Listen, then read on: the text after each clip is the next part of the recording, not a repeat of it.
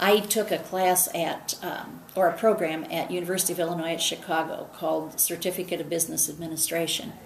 And one of the things they talked about was marketing your programs to people. And they said that a lot of my counterparts in the class were complaining because people don't come to good things they plan for them.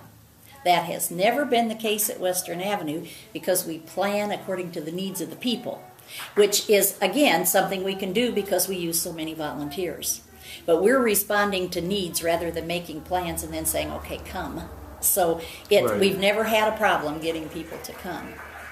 And it's been that way since 1926. There's never been any complaints about not getting people to come to Western Avenue. The goals have always been around offering health, educational, social programs, catering to the entire family. So that's been the original goal and purpose, was we would offer the programs. They would change according to the needs. But many times the low income or the minority populations are people that come in. Originally, it was a German church on this corner, and the community center was a growth out of that. And so there was a German population. Then later there was a Chinese population. Now we have the Hispanic population. And then along with that, the African American population that seemed to settle on the west side of Bloomington.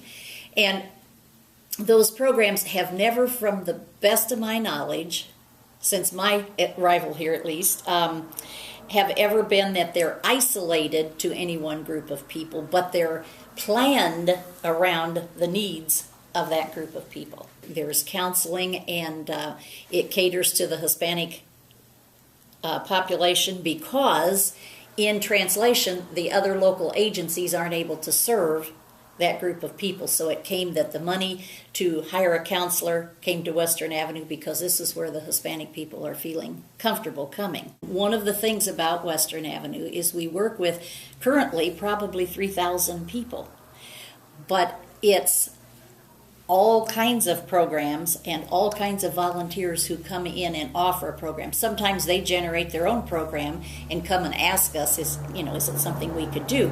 But now where we have computer classes, it used to be sewing classes. So it's, things like that go with what the needs of the time. And we've been here on this corner since at least 1926, trying to meet the needs as they change, because they do change. To me, it's real simple. You hire a paid staff to do a particular program. The needs change, that program's over, and you have an employee who's dependent on you for a salary, and you feel as if you need to find something else for that employee to do.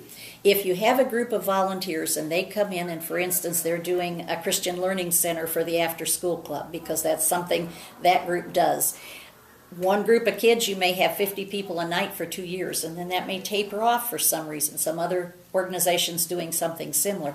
The volunteers realize that isn't a need anymore, and they leave. To me, it makes you able to respond to the needs on the corner here, rather than building an agency that determines what they want to do and then want people to come. It is a very Christian purpose, and I think that's why we have as much support as we do from the churches in the community. An organization that tries to reach out because of our Christian commitment to do what we can to help other people.